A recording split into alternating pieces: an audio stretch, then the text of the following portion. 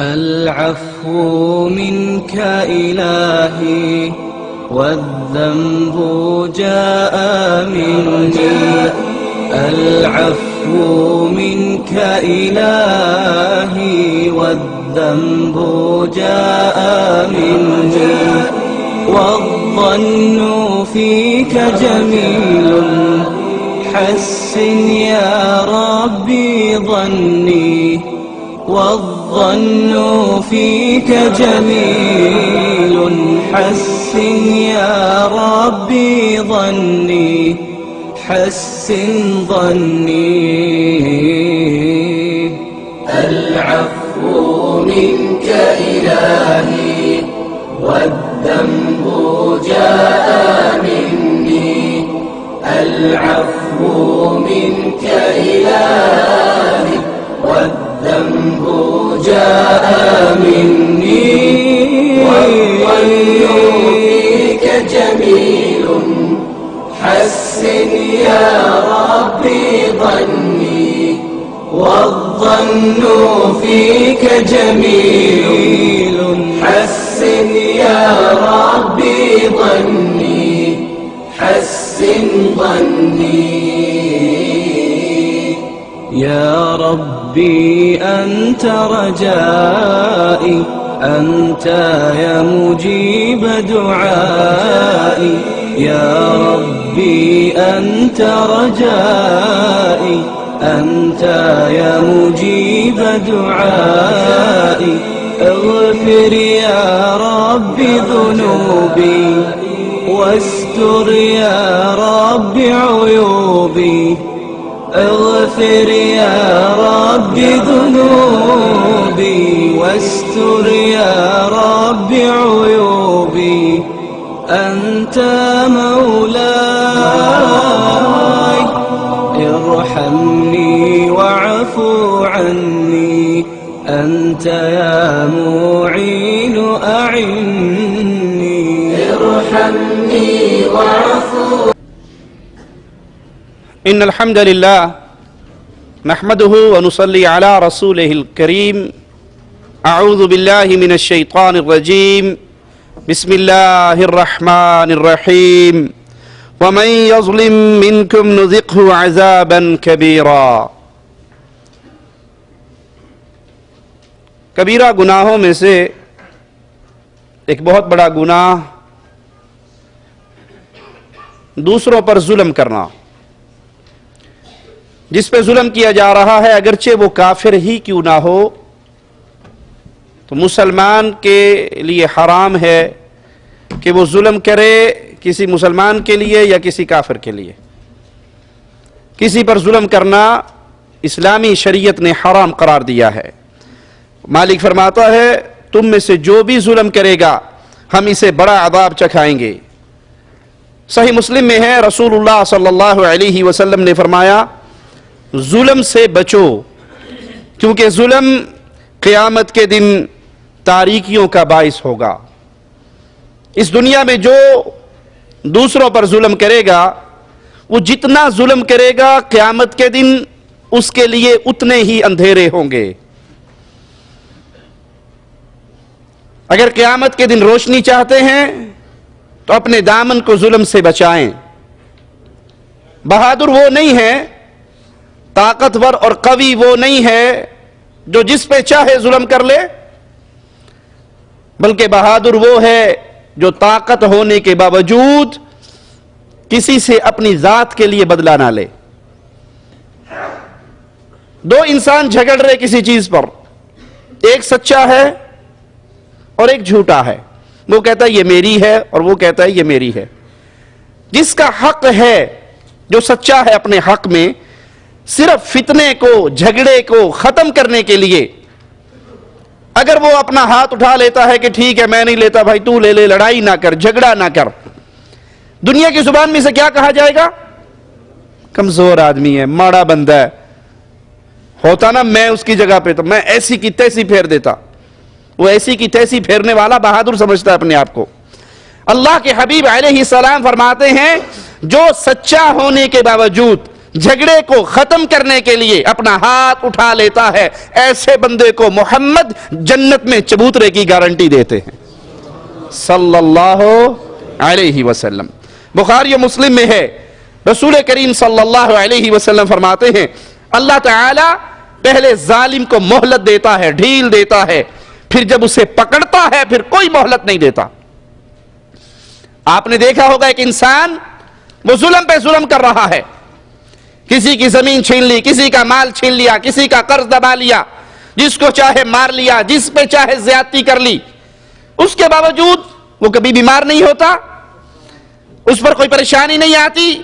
پریشانیاں نیک لوگوں پر، بے دین اگر دیندار بن جائے تو اس پہ بھی آزمائش شروع ہو جاتی ہے بعض دفعہ، لیکن ظالم ہنسی خوشی پریشانیوں کے بغیر رہتا ہے، تو اس پہ کبھی اپنے دل میں تنگ نہ ہو۔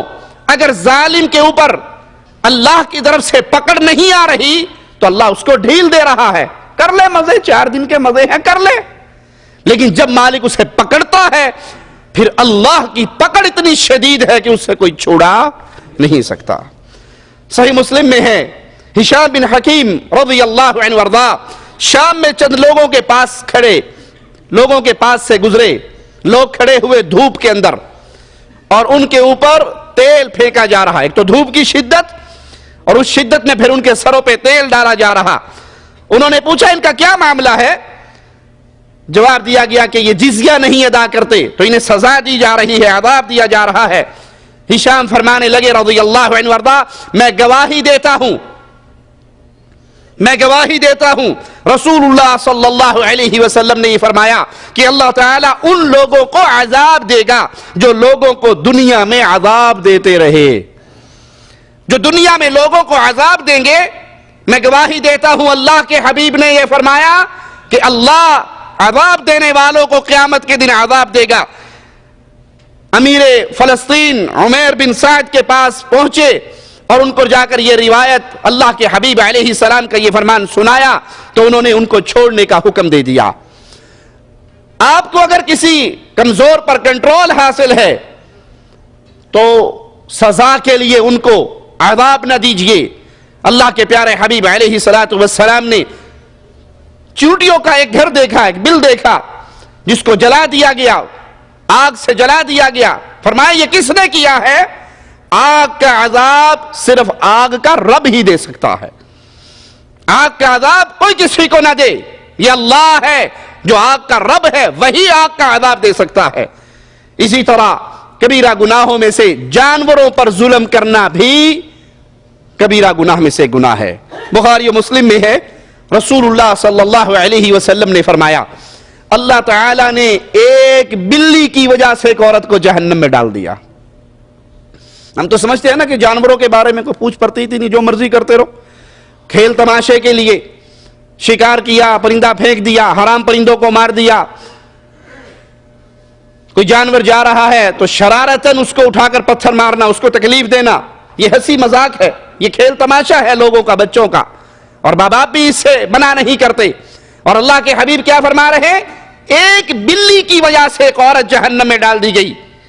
اس نے ایک بلی کو باندھ لیا تھا، نہ تو خود اس کو کھانا کھلاتی تھی اور نہ اس کو آزاد کرتی تھی کہ وہ زمین پہ گھومے اور اپنا رزق خود تلاش کر لے۔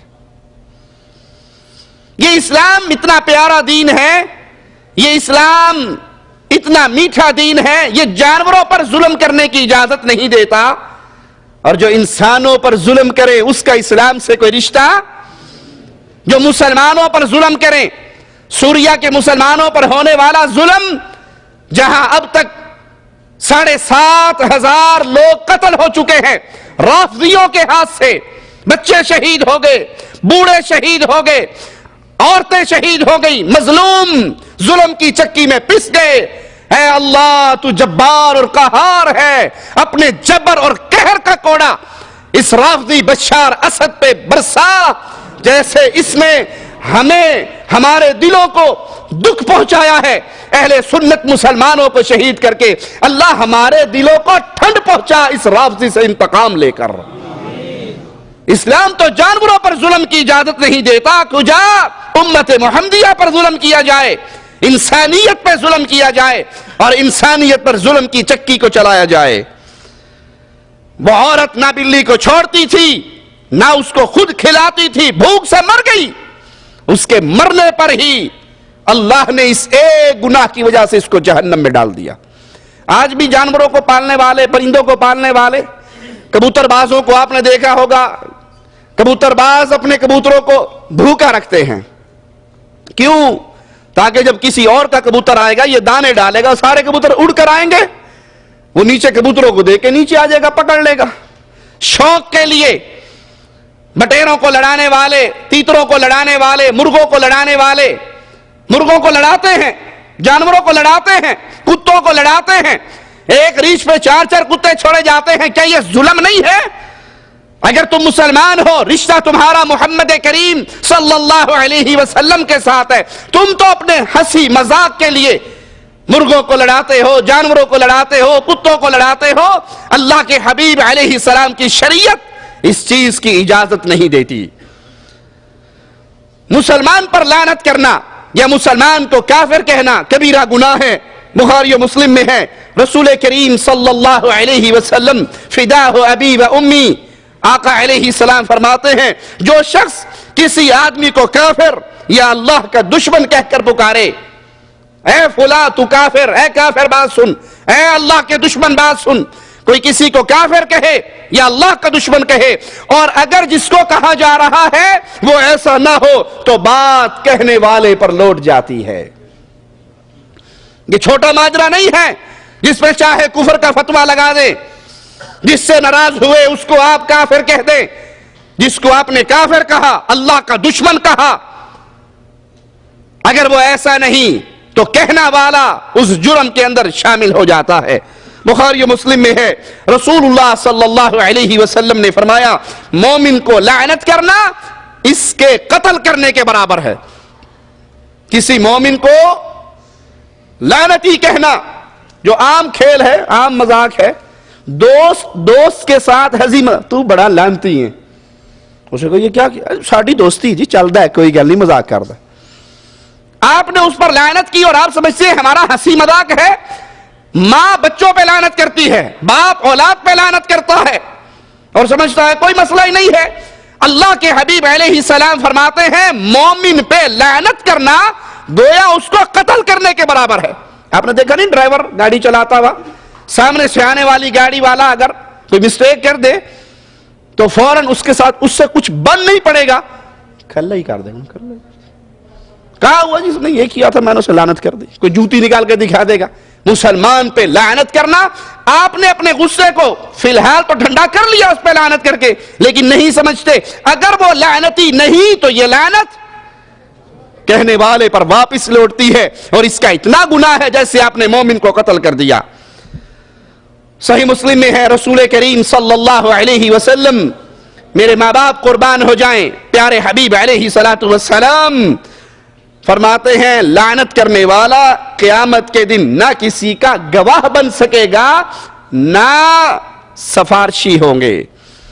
جو دنیا میں مسلمانوں پر لعنت کریں یہ قیامت کے دن کسی کے گواہ نہیں بن سکیں گے اور نہ ان کے کسی کے سفارشی بن سکیں گے.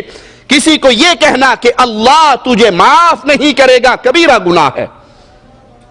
کسی مسلمان کا گناہ دیکھیں, کسی مسلمان کی خطا دیکھیں, کسی مسلمان کا جرم دیکھیں اور جذبات میں غیرت میں آگر کہیں کہ تو معاف نہیں ہوگا, اللہ تجھے معاف نہیں کرے گا. اللہ رحمان اور رحیم ہے, اللہ کی رحمت کو کوئی بندہ اپنی مٹھی میں بند نہیں کر سکتا. ہاں جن کے بارے میں شریعت نے بتا دیا, قرآن نے بتا دیا, اللہ نے ہمیں احکامات نازل کر کے سنا دیا, وہ تو واضح ہیں. اللہ کسی مشرک کو معاف نہیں کرے گا. اللہ مشرک کو معاف لا یغفر ان یشرک بہ, اس کے ساتھ کوئی شرک کرے تو مشرک معاف, لیکن کسی کے گناہ کے اوپر آپ کسی مسلمان سے کہے اللہ تجھے معاف نہیں کرے گا, اس سے یہ مطلب نہیں کہ کوئی انسان فتوے دینا شروع کر دے کہ یہودی بھی مسلمان مومن ہیں, عیسائی بھی مومن ہیں, یہ سارے جنت میں جانے والے. جن کے بارے میں شریعت نے فیصلہ دے دیا وہ تو واضح ہے, لیکن کسی مسلمان کے کسی گناہ کو دیکھ کر اس پہ ناراض ہو جانا اور اس کے بارے میں یہ کہنا کہ اللہ تجھے معاف نہیں کرے گا، یہ کبیرہ گناہ ہے۔ صحیح مسلم میں ہے، رسول اللہ صلی اللہ علیہ وسلم نے فرمایا، ایک شخص نے اللہ کی قسم اٹھائی، ایک شخص نے اللہ کی قسم اٹھائی اور قسم اٹھا کر کہا کہ اللہ تعالیٰ فلاں شخص کو ہرگز معاف نہیں کرے گا۔ اللہ تعالیٰ نے فرمایا یہ کون ہے جو میرے بارے میں قسم اٹھاتا ہے، جو میری بات کو اپنی بات میں لیتا ہے، میری رحمت کو اپنی مٹھی میں لیتا ہے؟ کون ہے یہ جو یہ کہہ رہا ہے کہ میں فلاں کو ہرگز نہیں بخشوں گا؟ پس بے شک میں نے اس کے سارے گناہوں کو بخش دیا اور اس کے سارے اعمال کو برباد کر دیا۔ جس نے یہ قسم اٹھائی کہ اللہ فلاں کو نہیں بخشے گا، وہ مارا گیا، برباد ہو گیا، اس کے سارے اعمال برباد ہو گئے۔ اور جو انسان گناہگار تھا، خطا کار تھا، سیاہ کار تھا، اللہ نے اس کے سارے اعمال کو برباد کر دیا۔ گناہگار کے اعمال کو، گناہوں کو معاف کر کے فتویٰ لگانے والے کے اعمال برباد کر کے اعلان فرمایا کہ میں نے اس کے گناہ تو بخش دیے ہیں اور تیرے اعمال کو برباد کر دیا ہے۔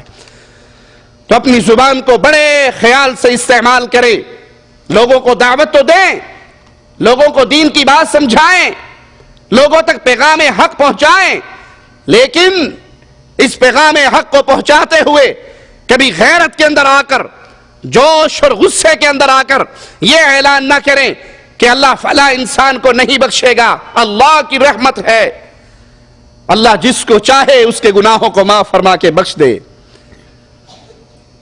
احسان جتلانا کبیرہ گناہوں میں سے گناہ ہے۔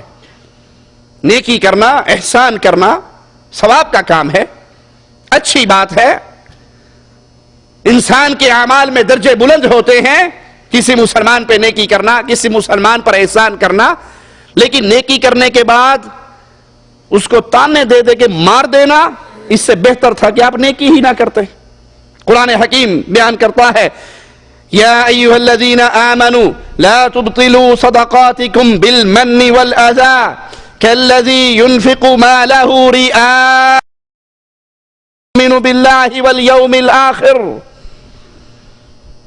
اے اہل ایمان، اپنی خیرات کو احسان جتا کر اور ایذا پہنچا کر، تکلیف پہنچا کر برباد نہ کرو۔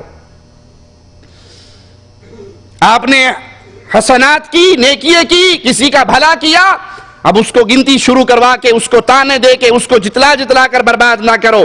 جس طرح وہ شخص جو اپنا مال لوگوں کو دکھلانے کے لیے خرچ کرتا ہے، نہ اللہ پر ایمان رکھتا ہے اور نہ قیامت پر ایمان۔ جو انسان اپنا مال خرچ کرے اور مال خرچ کر کے اللہ کی رضا نہ چاہتا ہو، اس کا مقصود یہ ہو جس مسجد میں پنکھا دوں تو پنکھے پہ بھی میرا نام پروں پہ لکھا ہوا ہو، اے سی لگوا دوں تو اے سی پر بھی میرا نام لکھا ہوا ہو، کلی کروا دوں اس پر بھی مولوی صاحب بڑا لمبا چوڑا نام لے کر اعلان کرے، ہاں جی صاحب نے بجلی دے بل واسطے 50 روپیے بھیجے نے، اور اس کو خوشی ہو کہ ہن سواد ہے نا، اگر دیتے نے تو نہ تے لینا چاہیے۔ اگر یہ مقصد ہے کہ آپ نے مال خرچ کیا لوگوں کو دکھلانے کے لیے، تو بربادی ہے، ہلاکت ہے۔ اور اگر مال خرچ کیا آپ نے اللہ کی رضا کے لیے، یہاں پہ اسلام کا ایک نقطہ یاد رکھیے، اسلام مال خرچ کرتے ہوئے کوالٹی دیکھتا ہے، کوانٹٹی نہیں دیکھتا، کوالٹی دیکھتا ہے۔ حدیث میں آتا ہے ایک شخص قیامت کے دن آئے گا، اس کی نیکیوں کے پلڑے میں احد پہاڑ جتنی نیکیاں پڑی ہوں گی، وہ کہے گا اللہ اتنی نیکی تو میں نے کی نہیں، یہ کہاں سے آ گئی؟ مالک فرمائے گا تو نے آدھی کھجور میرے نام پہ ایک فقیر کو دی تھی۔ کتنی؟ آدھی کھجور میرے نام پہ ایک فقیر کو دی، میں تیری اس آدھی کھجور کو، مقصد تیرا اللہ کی رضا تھی، چرچا نہیں تھا، اشتہار چھپوانے، اخبار چھپوانا مقصد نہیں تھا، میں اس آدھی کو پالتا رہا، یہ سارا ڈھیر اس آدھی کھجور کا ہے۔ رسول کریم صلی اللہ علیہ وسلم جنگ کے لیے صحابہ سے مال کا مطالبہ کرتے ہیں، لوگوں نے مال لا کے ڈھیر لگا دیا، ایک صحابی صبح کو تھوڑی سی کھجوریں لے کر آیا، تھوڑی سی کھجوریں، آپ نے اس تھوڑی سی کھجوروں کو اس ڈھیر کے اوپر رکھ دیا۔ اب یہ اس کی شان، تھوڑی سی کھجوریں، اس ڈھیر کے اوپر کیوں رکھی گئی؟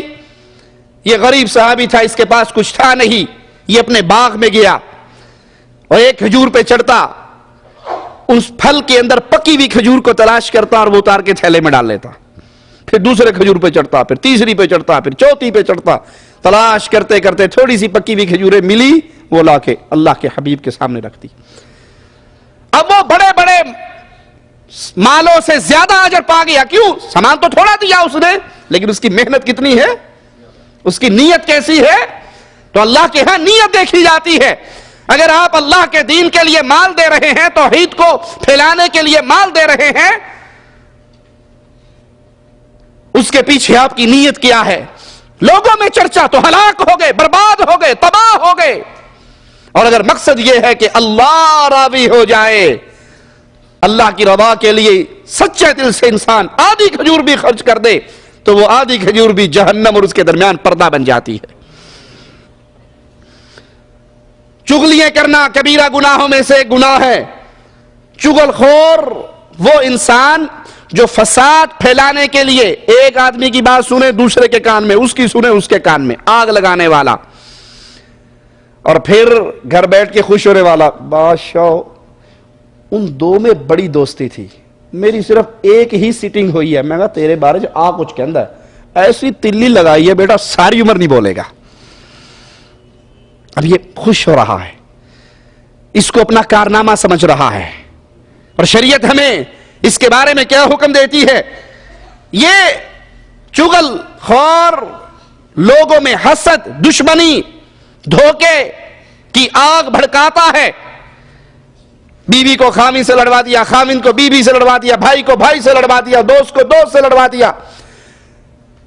یہ پیار کا دشمن ہے، حسد کی آگ جلانے والا، لڑائی کی آگ بھڑکانے والا۔ بخاری و مسلم میں ہے، رسول کریم صلی اللہ علیہ وسلم نے فرمایا چغل خور جنت میں داخل ہی نہیں ہوگا۔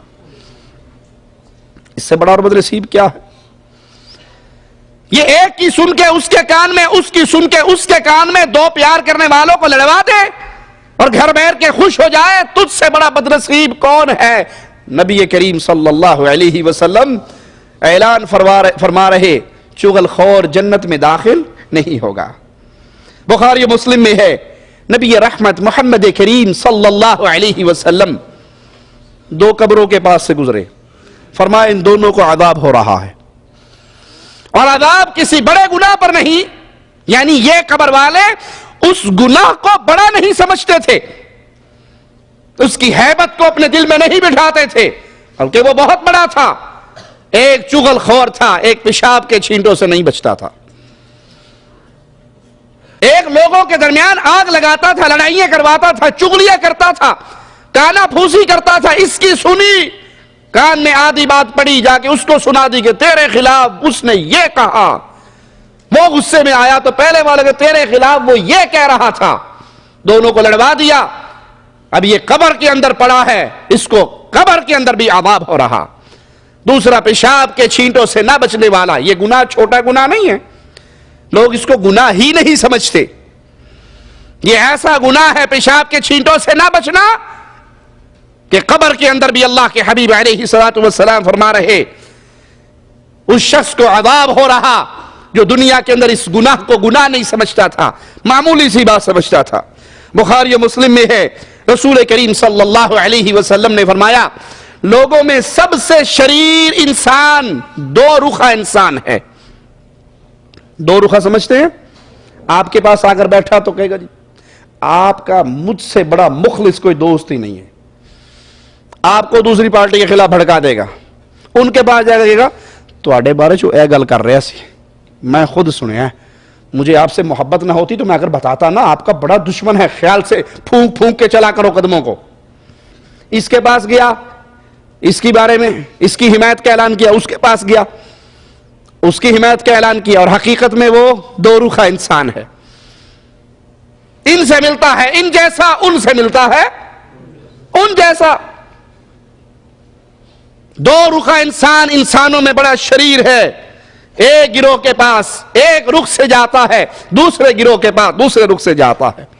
کبیرہ گناہوں میں بہت بڑا گناہ غیبت کرنا، اور اللہ معاف فرمائے مسلمانوں کی اکثریت اس گناہ کو اب گناہ ہی نہیں سمجھتی، اس جرم کو جرم ہی نہیں سمجھتی، بلکہ اس شخص کا بڑا مقام ہوتا ہے، اس شخص کی بڑی عزت ہوتی ہے جو زیادہ سے زیادہ رپورٹنگ کرنے والا ہو۔ غیبت کیا چیز ہے؟ لوگوں کے وہ عیب جو ان کے جسموں میں ہوں، ان کے دین دنیا شخصیت میں ہو، ان کے معاملات میں ہو، ذاتی معاملات میں ہو، ان کو ایسے ڈھنگ سے لوگوں کے سامنے بیان کرنا کہ اگر جس کے بارے میں بیان ہو رہا ہے اس کو پتہ لگ جائے تو دکھ ہو۔ آپ کسی کی شخصیت، کسی کی ذات، کسی کا اخلاق، کسی کا کردار، کسی کے معاملات لوگوں کے سامنے ایسے انداز میں پیش کریں کہ اگر اس کو پتہ لگے تو اسے دکھ ہو، یہ غیبت ہے۔ اور یہ کتنا بڑا گناہ ہے کہ اللہ تعالیٰ نے ایک بھیانک تشبیہ دے کر اس کو بیان کیا ہے۔ قرآن حکیم کی آیت سنیے، وَلَا يَغْتَبْ بَعْضُكُمْ بَعْضًا، تم میں سے کوئی کسی کی دوسرے کی غیبت نہ کرے، کوئی دوسرے مسلمان بھائی کی غیبت نہ کرے۔ أَيُحِبُّ أَحَدُكُمْ أَن يَأْكُلَ لَحْمَ أَخِيهِ مَيْتًا فَكَرِهْتُمُوهُ، کیا تم پسند کرو گے اپنے مردہ بھائی کا گوشت کھانا؟ کسی مردار جانور کا گوشت کوئی پسند کرے گا مسلمان؟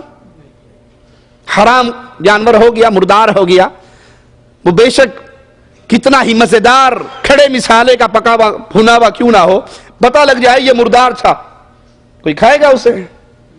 اور سگا بھائی مر گیا، اس کے مرنے کا دکھ، بھائی کے مرنے کا دکھ ایسے ہوتا ہے جیسے کسی کی بازو کٹ جائے، اور اس مردار بھائی کا گوشت، مرے ہوئے بھائی کا گوشت کسی کو کھلایا جائے، کون ہے جو اس کو پسند کرے گا؟ اللہ مالک سمجھانے کے لیے ہمیں مثال کیا دیتا ہے؟ جو مسلمان دوسرے کی غیبت کرے گویا وہ ایسے ہے کہ وہ مردہ بھائی کا گوشت کھا رہا ہے۔ کیا اس کو کوئی پسند کرے گا؟ سب اس سے نفرت کریں گے۔ جب اس سے نفرت کرو گے تو غیبت سے اس سے پہلے نفرت کرو۔ ابو داؤد میں ہے، رسول کریم صلی اللہ علیہ وسلم نے فرمایا، معراج کی رات میرا گزر ایسے لوگوں کے پاس سے ہوا جن کے ناخن تانبے کے تھے اور وہ اپنے چہروں اور سینوں کو اپنے ناخنوں سے نوچ رہے تھے۔ اس ناخن سے دنیا میں جو اللہ نے یہ ناخن دیے ہیں، آج کوئی اپنا چہرہ نوچے تو کتنی تکلیف ہوتی ہے، سینے پہ زور سے خارش کرے تو کتنی تکلیف ہوگی۔ اندازہ کریں جب یہ تانبے کے بن جائیں کتنے سخت، اور اس سے چہرے اور سینوں کو نوچا جائے تو کیا خون اور بوٹیاں نہیں زمین پر گریں گی؟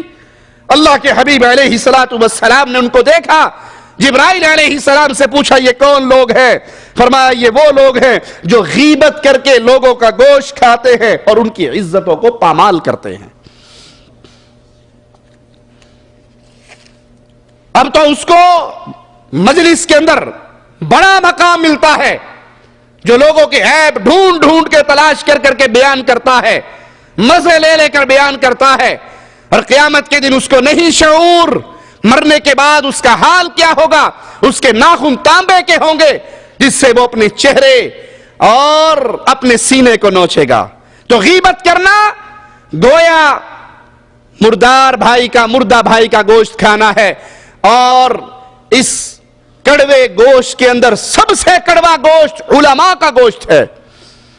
اگر کوئی علماء کی غیبت کرتا ہے، اگر کوئی علماء پہ زبان درازیں کرتا ہے، ان کی توہین کرتا ہے، تو یہ بڑا ہی بد نصیب انسان ہے۔ ابو داؤد میں ہے، رسول کریم صلی اللہ علیہ وسلم نے فرمایا، وہ شخص ہم میں سے نہیں جو عورت کو اس کے خامن سے اور خامن کو اس کی عورت سے بد ظن کرے۔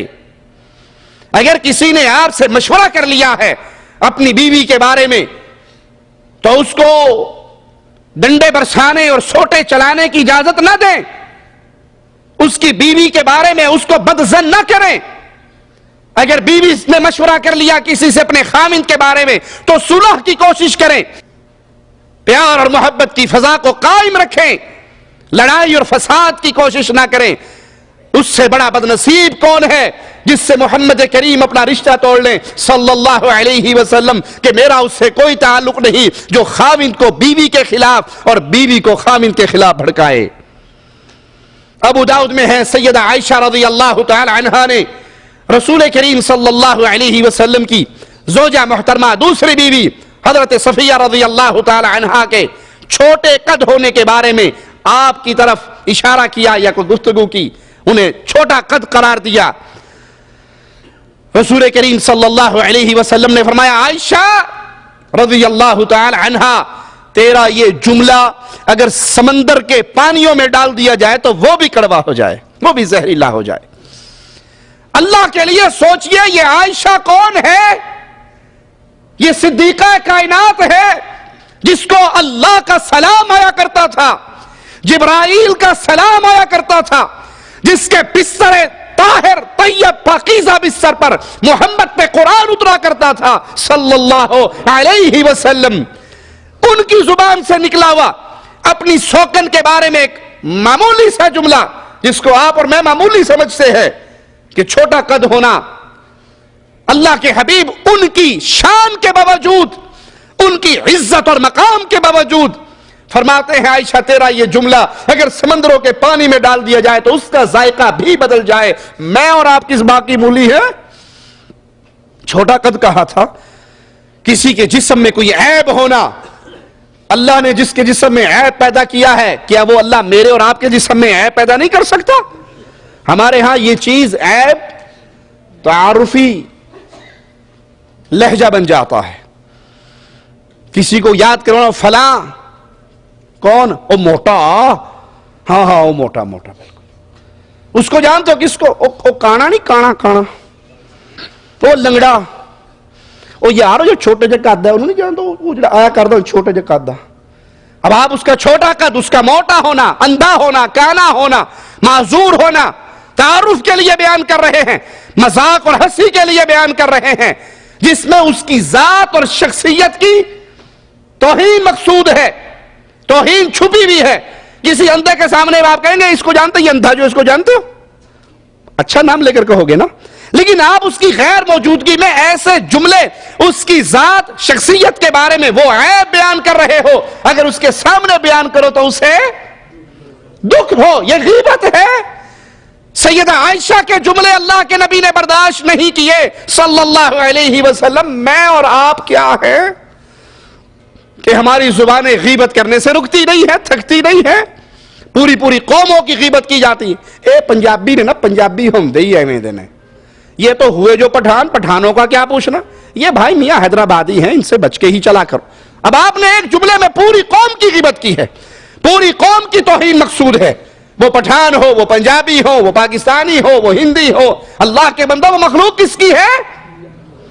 اچھے برے تو ہر قوم میں ہوتے ہیں، کسی ایک آدمی کے برے ہونے پر اس کی قوم کو گالی نہ دیں، اس کی نسل کو گالی نہ دیں۔ ایک آدمی کی غیبت کرنا کتنا بڑا گناہ، اور جب آپ پوری قوم کی غیبت کرو گے، پوری قوم کی طرف عیب کو منسوب کرو گے، پھر کیا بنے گا؟ انا للہ و انا الیہ راجعون۔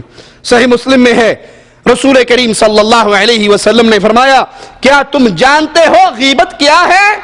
صحابہ کرام رضوان اللہ علیہ مجمعین عرض کرنے لگے اللہ اور اس کا رسول ہی بہتر جانتا ہے صلی اللہ علیہ وسلم۔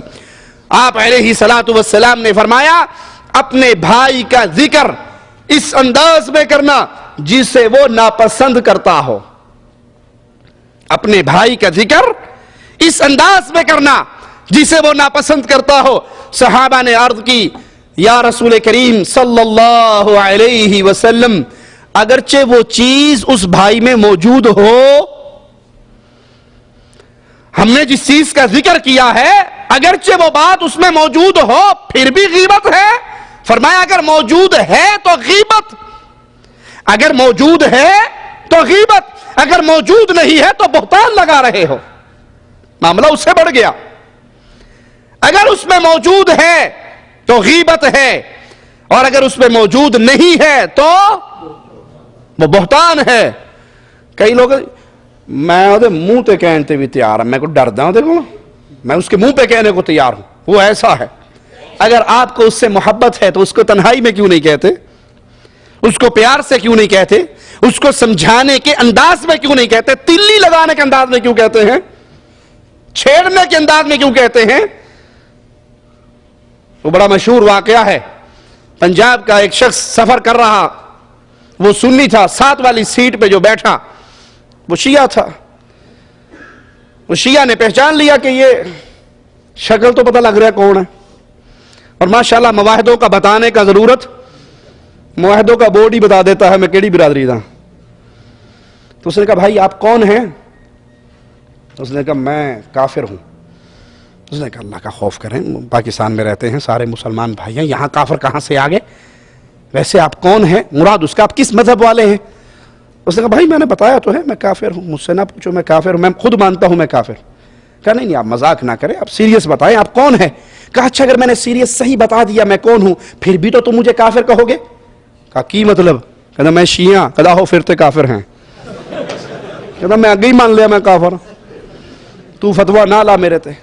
ایک ہے کسی کو چھیڑنا، کسی پہ طنز کرنا بہت آسان ہے، ایک ہے کہ کسی کو پیار سے اپنے قریب لانا اور اس کی اصلاح کرنا، اس کے عقیدوں کی اصلاح کرنا، اس کے اندر شرک اور بدعات کے اندھیروں کو مٹا کر توحید کا نور بھرنا، دو مختلف چیزیں ہیں۔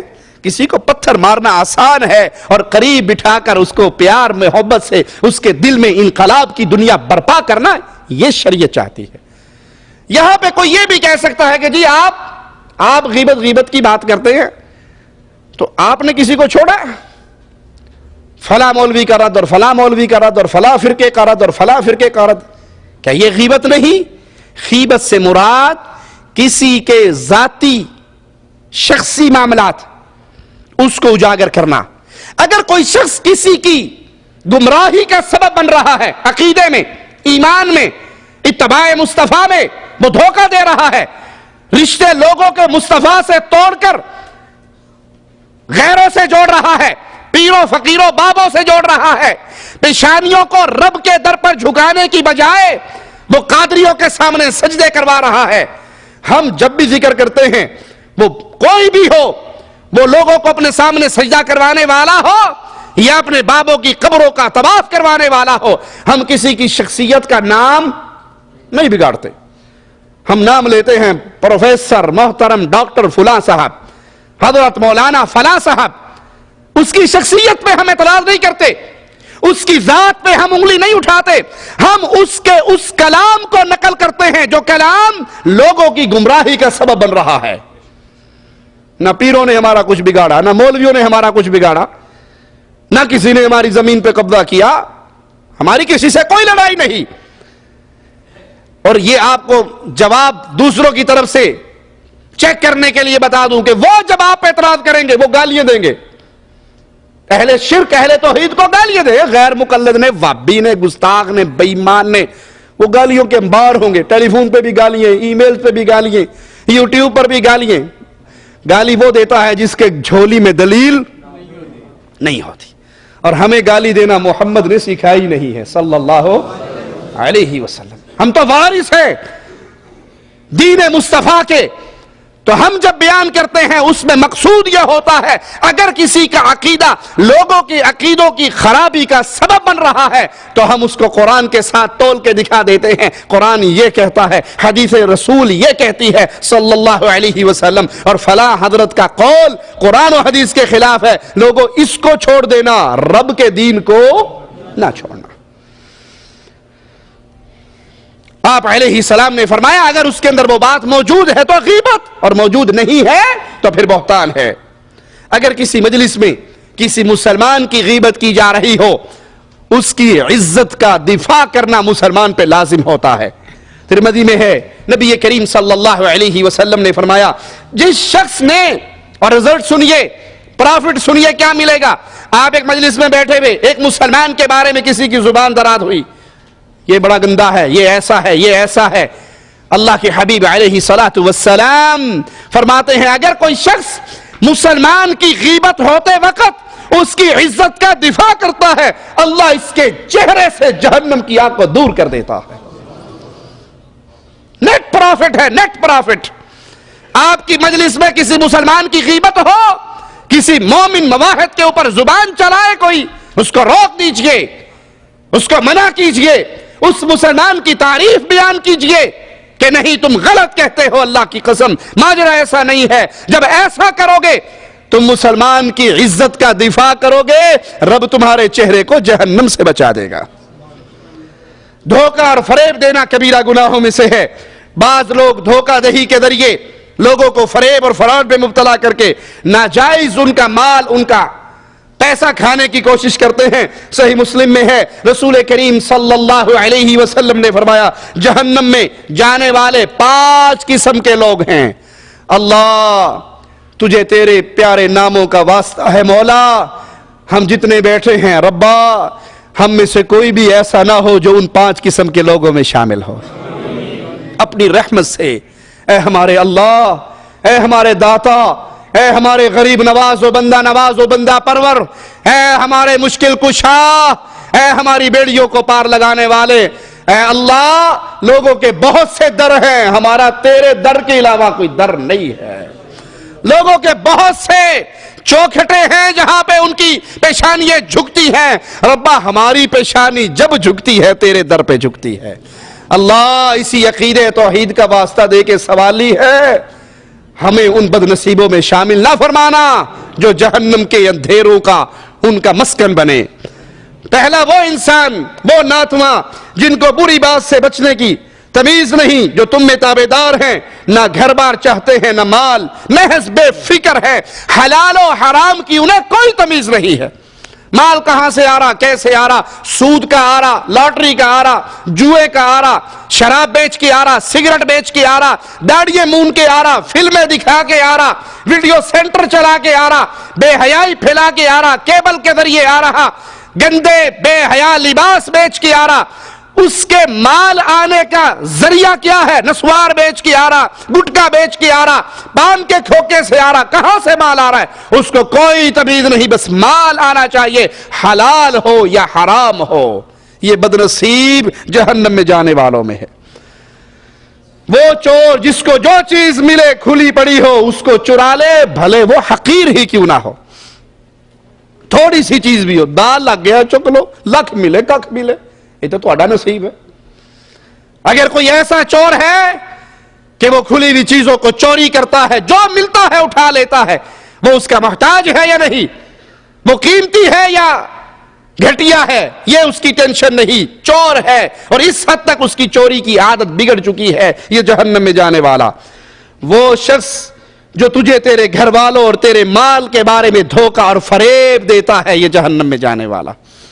جو مال کے بارے میں دھوکہ دے، کسی نے آگے مشورہ کر لیا جناب میں فلاں کاروبار کرنا چاہتا ہوں، اب آپ کو پتا ہے کہ یہ کاروبار ٹھیک نہیں ہے، آپ اس پہ کسی بات سے ناراض ہیں تو غصہ، بڑا ہی چنگا کام ہے، کر پتر کا بڑا پروفٹ رہے گا، بڑے خوشحال رہو گے۔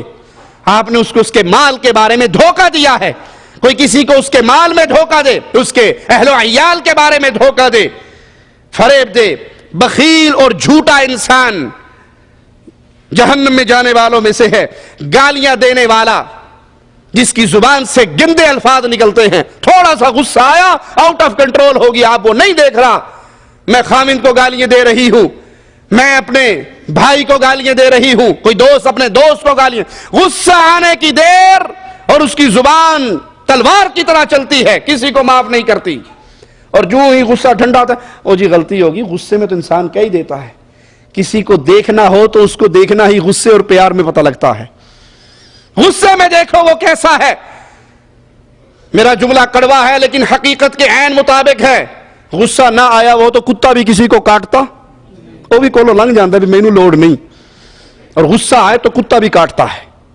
اگر وہ غصے میں آؤٹ آف کنٹرول ہو رہا ہے اور اس کی زبان بے اختیار گالیاں بکتی ہے، یا عام حالات میں گالیاں دینا، فحش کلام کرنا، بدتمیزی کا کلام کرنا، کئی لوگوں کے ہاں تو یہ عیب ہی نہیں ہے نا، دوست کو بلاتا ہے، بات شروع کرنے سے پہلے اس کی ماں کو گالی دیتا ہے، اور فلانی دے ادھر گال سن میری، وہ اس کو جواب میں گال فلانی دیا تو اس کو یہ آپ ماں کو گالی دے رہے اس کی، آپ اس کے اجی کوئی بات نہیں، ہماری دوستی ہے، چلتا ہے ہمارا۔ اگر کوئی گندی زبان کا مالک ہے، اس کی زبان سے گالیاں اور بے حیائی کا کلام نکلتا ہے تو یہ بد نصیب انسان ہے۔ لوگوں کی پوشیدہ باتوں کی ٹو لگانے والا، یہ رات کو اندھیرے میں کیا کرتا ہے، اس کا ذاتی معاملہ جو اس کے اور اس کے اللہ کے درمیان ہے، وہ جاسوسی کرنے کے چکر میں رہتا ہے کہ دیکھوں تو صحیح، لوگوں کی خفیہ باتوں کی ٹو لگانے والا۔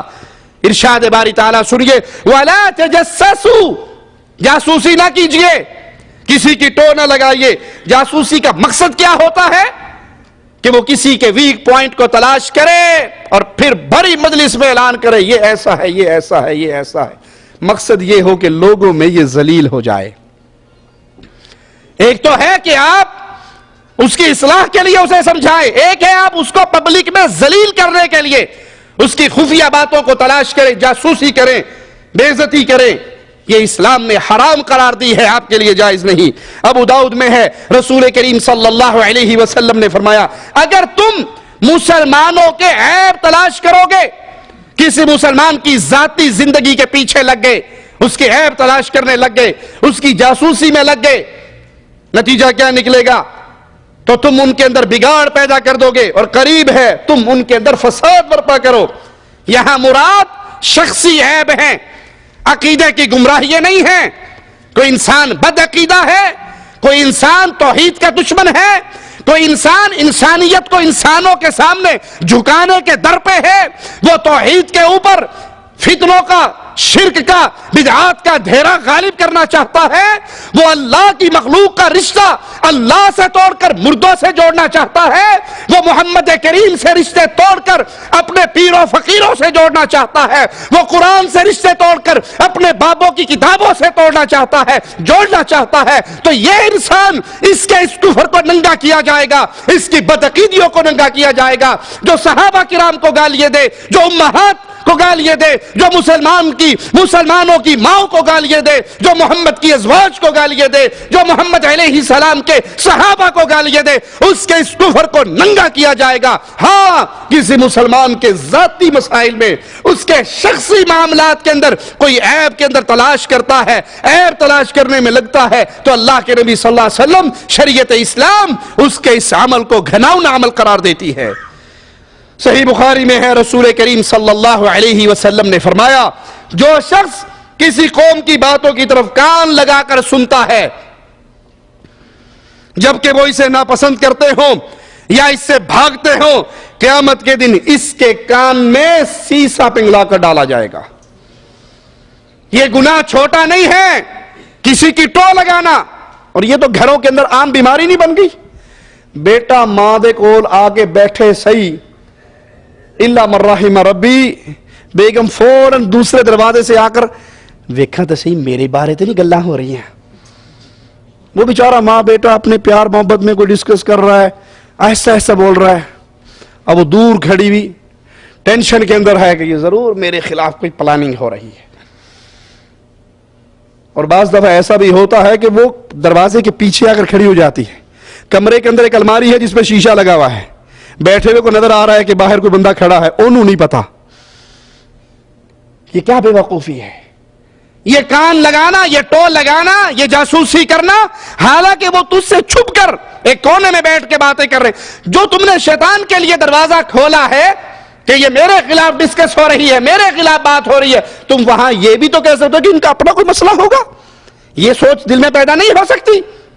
یہ ٹو لگانا، یہ کان لگانا، یہ اتنا بڑا جرم ہے کہ سیسا پنگلا کر جہنم کی آگ پہ، اور اس کام کے اندر خاص طور پہ مردوں سے زیادہ عورتیں بیچاری گرفتار ہیں، اللہ ان کو ہدایت عطا فرمائے۔ روٹی پکاتے ہوئے توے پر عورتوں کی انگلی لگتی ہے نا، وہ توا کتنا گرم ہوتا ہے، یہ دنیا کی آگ، گرم چائے گر جائے، گرم دودھ گر جائے، گرم پانی گر جائے، ہنڈیا میں سے ابلتا ہوا سالن اس کے چھینٹے گر جائیں، سموسے تلتے ہوئے تیل کی چھینٹیں گر جائیں تو کتنی آگ لگتی ہے۔ ارے یہ دنیا کی آگ ہے، اور اس طرح کانا پھوسی کرنا، اس طرح کان لگانا، جاسوسی کرنا، ٹو لینا، اس کا کتنا بڑا گناہ ہے کہ قیامت کے دن اس کے کان میں جہنم کی آگ پہ سیسا پنگلا کے ڈالا جائے گا۔ اب تو خامدوں سے لڑائی کرنے کے لیے، بھائیوں سے لڑائی کرنے کے لیے، دوستوں سے لڑائی کرنے کے لیے آپ ان کی خفیہ ریکارڈنگ کر رہے ہیں، ان کی خفیہ میٹنگوں کو چیک کر رہے ہیں مزے لینے کے لیے، بعد میں لڑائی کرنے کے لیے، اور نہیں سمجھتے یہ گناہ کتنا بڑا ہے۔ نسب میں تانا دینا کبیرہ گناہ ہے۔ بعض لوگ اپنی نسبی شرافت کے غرور میں ڈوبے ہوئے ہوتے ہیں، ان کو اپنے خاندان کا شرف، اعلیٰ نسب ہونے پر بڑا فخر ہوتا ہے، اور عملی میدان میں زیرو ہوتے ہیں۔ عملی میدان میں بس یہ ہے ہم سید ہیں، ہم شیخ ہیں، ہم فلاں ہیں، ہم خان ہیں، ہم بلوچ ہیں، ہم وڈیرے ہیں۔ ان کو خاندان کا حسب و نسب، قومیت اور شرافت کا غرور ہوتا ہے، اور جب وہ کسی غریب کو، کسی کمزور آدمی کو دیکھتے ہیں تو فوراً اس کے نسب پر تان کرتے ہیں، اس کے خاندان پہ تان کرتے ہیں، اور اس کو حقیر سمجھتے ہیں۔ یہ نسب میں تان کرنا کفر ہے۔ قیامت کے دن لوگوں کو نسب کی بنیاد پہ اٹھایا، خاندانوں کی بنیاد پہ نہیں اٹھایا جائے گا، وہاں اعمال کی بنیاد پہ اٹھایا جائے گا۔ بلال رضی اللہ عنہ وارضاہ، سیدنا بلال، مصطفیٰ پوچھتے ہیں بلال کیا عمل کرتے ہو؟ جنت میں چل رہا تھا، تیری جوتیاں زمین پہ چل رہی تھی، اس کی آواز میں جنت میں سن رہا تھا، کیا عمل کرتے ہو؟ کس نسل سے تھے؟ کس خاندان کے تھے؟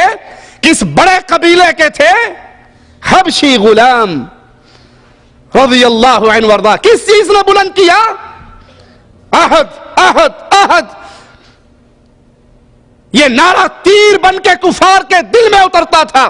مکہ کی وادی میں انہوں نے جتنے چاہے ظلم کر لیے، بلال کی زبان سے توحید کا ترانہ نہ چھڑا سکے۔ عمل آگے کرتا ہے، نسب آگے نہیں کرتا۔ نسب میں تان کرنا کفر ہے۔ صحیح مسلم میں ہے، پیارے حبیب محمد کریم فداہ ابی و امی صلی اللہ علیہ وسلم ارشاد فرماتے ہیں، دو چیزیں لوگوں میں کفر والی ہیں، نسب پہ تان کرنا، میت پہ نوحہ کرنا، میت پہ بین کرنا، ہاتھ لمبے کر کر کے رونا، سر پیٹنا، چھاتیاں پیٹنا، گریبان پھاڑنا، بال نوچنا۔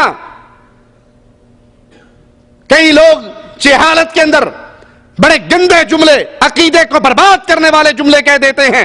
کوئی جوان بچہ فوت ہو جائے، کوئی معصوم بچہ فوت، ہجے نے ویکھیا ہی کی سی، وقت تو پہلے ہی مر گیا، یہ تو اپنے وقت سے پہلے مر گیا۔ تجھے پتا ہے اس کا وقت کتنا تھا یا اللہ کو پتا ہے؟ کوئی بندہ اپنے وقت سے پہلے مر سکتا؟ ہر بندے کے سانس میرے رب کے ہاں زندگیاں لکھی بھی ہیں۔ میت پہ نوحہ کرنا کفر کی چیزوں میں سے ایک چیز ہے، اور نسب پہ تان کرنا، تیلی، مسلی، موچی، نائی، یہ مراسی، یہ فلاں، یہ فلاں، یہ فلاں، یہ جلا ہے، یہ ذات میں آپ اسے کم سمجھ رہے ہیں۔ اور آپ کو کیا پتا ہے، آپ ساری رات ڈش انٹینے کے سامنے بیٹھ کے برباد کرتے ہو، اور یہ رات کا اکثر حصہ مصلے پہ رو کے گزارتا ہے۔ اس کو آپ موچی سمجھ کے، تیلی سمجھ کے، کمہار سمجھ کے، جولاہا سمجھ کے، لوہار سمجھ کے حقیر سمجھتے ہو، اپنے برابر بیٹھنے کی اجازت نہیں دیتے، اپنے ساتھ کلام کرنے کی اجازت نہیں دیتے، ہاتھ ملانا پڑ جائے مجبوراً 4 انگلیاں ملاتے ہو۔ ارے تمہیں کیا معلوم ہے اس کی اور اس کے اللہ کی کتنی دوستی ہے؟ محمد کریم صلی اللہ علیہ وسلم کا فرمان سنیے، غریبوں سے نفرت کرنے والوں، غریبوں سے ہاتھ دور رکھنے والوں، کوئی آپ کی طرح سوٹڈ بوٹڈ آئے تو کھڑے ہو کے سلام کرتے ہو، اور کوئی ماڑا بندہ دھوتی پہن کے آ جائے تو منہ موڑ لیتے ہو۔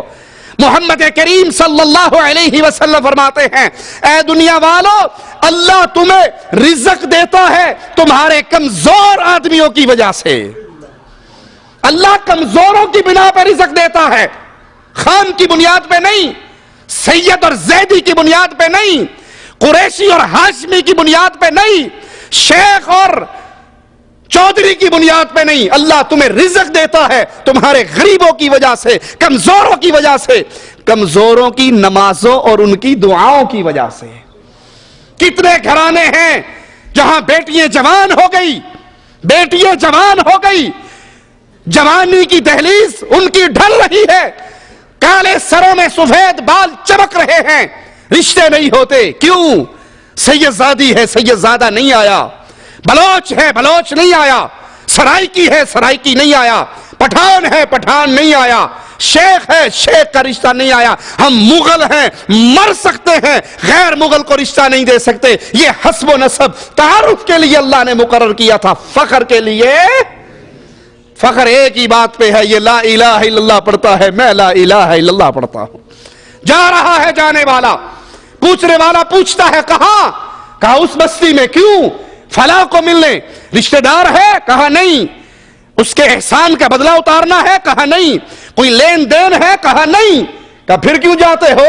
کہا وہ اللہ کی توحید کو مانتا ہے، میں رب کی توحید کو مانتا ہوں۔ یہ کہا وہ سید اور میں سید، وہ بلوچ اور میں بلوچ، وہ ارائی اور میں ارائی، وہ اللہ کی توحید کو مانتا ہے، میں رب کی توحید کو مانتا ہوں۔ جواب دینے والے نے کہا میں انسان نہیں ہوں، فرشتہ ہوں، آیا نہیں ہوں، بھیجا گیا ہوں، تجھے یہ خبر دینے کے لیے آیا ہوں، تو اللہ کے لیے اس سے محبت کرتا ہے، رب تجھ سے محبت کرتا ہے۔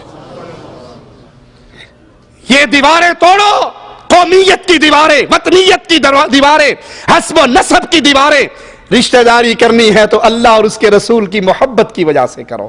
دیکھو اس کے دل میں محبت کا، محمد کریم کی محبت کا سمندر کیسے جوش مارتا ہے۔ جو مصطفیٰ سے پیار کرے، جو مصطفیٰ کے رب سے پیار کرے، جو مصطفیٰ کے خلفاء سے پیار کرے، جو محمد کریم کے صحابہ سے پیار کرے، جو محمد کریم کے اہل بیت سے پیار کرے، وہ موچی بھی ہو تو اس سے پیار کرو، وہ تیلی بھی ہو تو اس سے پیار کرو، وہ کمہار بھی ہو تو اس سے پیار کرو، وہ جولاہا بھی ہو تو اس سے پیار کرو۔ اور اگر کوئی اللہ اور اس کے رسول سے پیار نہیں کرتا، محمد کریم کے اصحاب اور اہل بیت سے پیار نہیں کرتا، وہ ہاشمی قریشی بھی ہو تو پیار کے قابل۔ یہ کیا معیار ہمارا بن گیا؟ خاندان کے خاندان ٹوٹ گئے اس لڑائی کے پیچھے، اس قومیت کے پیچھے۔ فالتو پانی کو روک لینا کبیرہ گناہ ہے۔ بخاری و مسلم میں ہے، رسول کریم صلی اللہ علیہ وسلم نے فرمایا 3 طرح کے لوگ ہیں، اللہ قیامت کے دن نہ نظر رحمت سے دیکھے گا، نہ ان سے کلام کرے گا، نہ ان کو پاک کرے گا، ان کے لیے دردناک عذاب ہوگا۔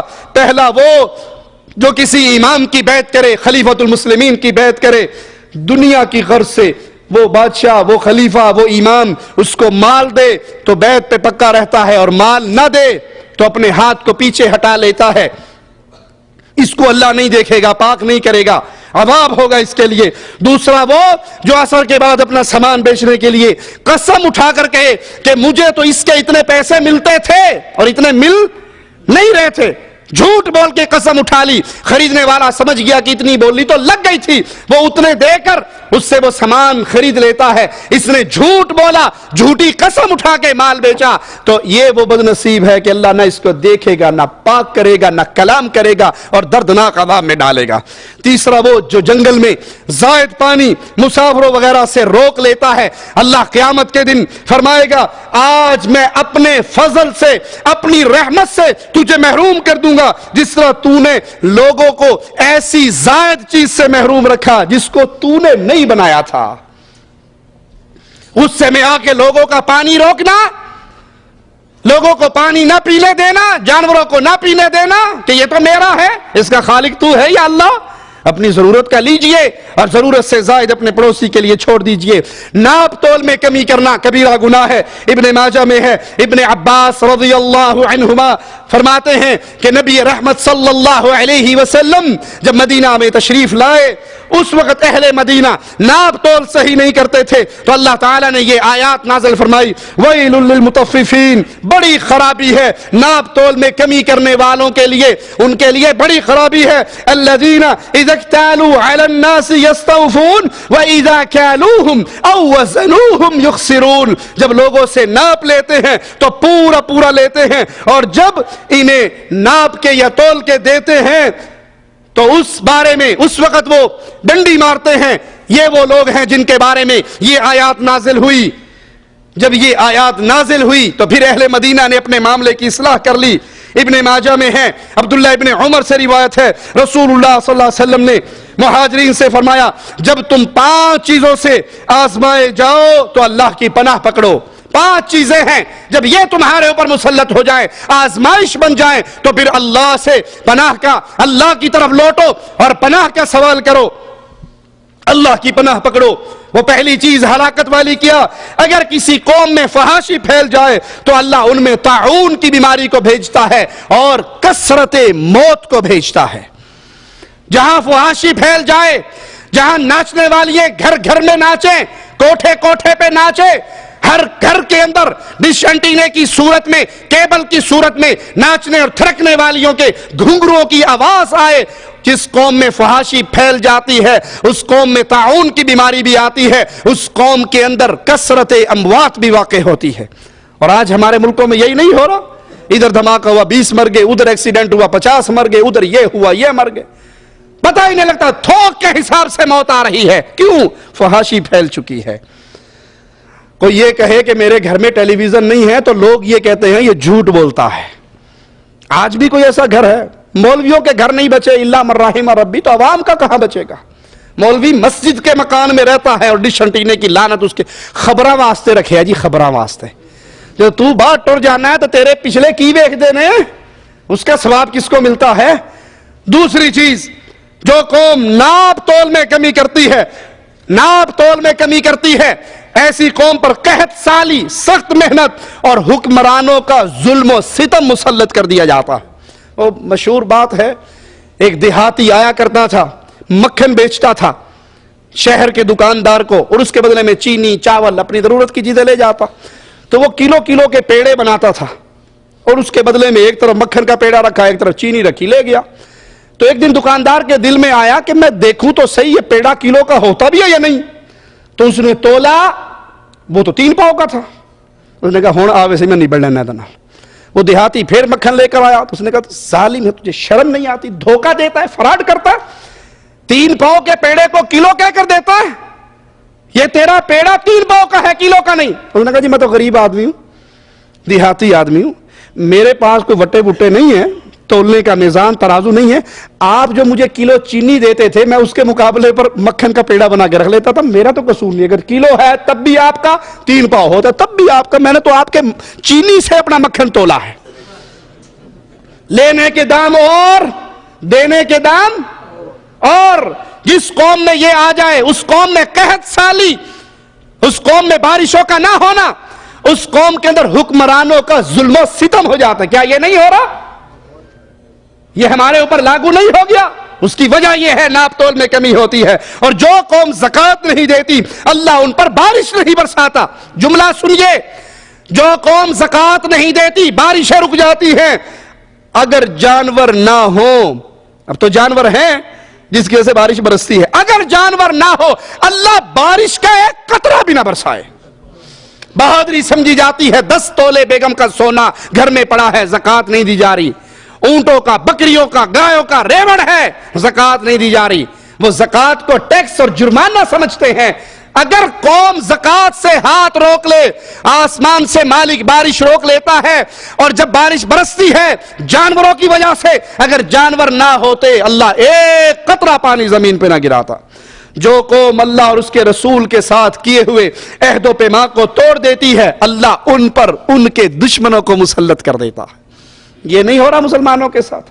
آج یہود و نصارہ ہم پہ مسلط نہیں ہے, آج ہندوز ہم پہ مسلط نہیں ہے, آج کفار قومیں ہم پہ مسلط نہیں ہیں. کیوں؟ ہم نے رب سے کیا ہوا عہد و پیمان توڑ دیا ہے, رب سے کیا ہوا عہد و پیمان توڑ دیا ہے. زمینیں آزاد کرواتے ہیں کہ لا الہ الا اللہ کا نفاذ ہوگا, اور وہاں پہ کہا جاتا ہے قوت اخوت عوام, قوم ملک سلطنت کا نظام, قوت اخوت عوام. ملک مل گیا, لیا لا الہ الا اللہ کی بنیاد پر تھا, اور لینے کے بعد اعلان کیا ہوا اس ملک میں نظام کیا چلے گا, اس سلطنت میں قانون کیا چلے گا, قوت اخوت عوام. جو چاہیں گے کریں گے. اسلام کیا چیز ہوتی ہے؟ اپنی مرضی کا نظام, جو 2/3 اکثریت پاس کر دے گی اس بل کو لاگو کر دیں گے. جس ملک میں, جس قوم میں, جس قبیلے میں, جس معاشرے میں اللہ سے کیے ہوئے عہد و پیمان توڑ دیے جائیں اللہ ایسی قوموں پر پھر دشمنوں کو مسلط کر دیتا ہے. ہمارا اللہ سے عہد کیا تھا؟ اس دنیا پہ آتے ہوئے اللہ نے کہا تھا الستو بربکم, کیا تمہارا رب نہیں ہوں؟ قالوا بلا، سب نے عہد کیا تھا اللہ تو ہمارا رب ہے، ہم نے اس عہد کو توڑا۔ اب ہر ڈھیری والے کو رب کہتے ہیں، ہر قبر والے کو مشکل کشا کہتے ہیں، قوال قوالی گاتا ہے تو وہ بھی آواز لگاتا ہے نوری بوری والے کے لیے، نہیں جانا مسجد مندر نو رب منے پیر قلندر نو۔ پیروں کو رب بنا لیا گیا، سیدنا علی کو رب بنا لیا گیا، سیدنا حسین کو رب بنا لیا گیا۔ یہ اللہ سے کیا وہ وعدہ نہیں توڑ دیا؟ جس قوم کے حکمران اللہ کی کتاب سے فیصلے نہ کریں، اللہ کے نازل کردہ شریعت کو بدل دیں، اللہ ان میں محتاجی کو عام کر دیتا ہے، انہیں فقیر بنا دیتا ہے۔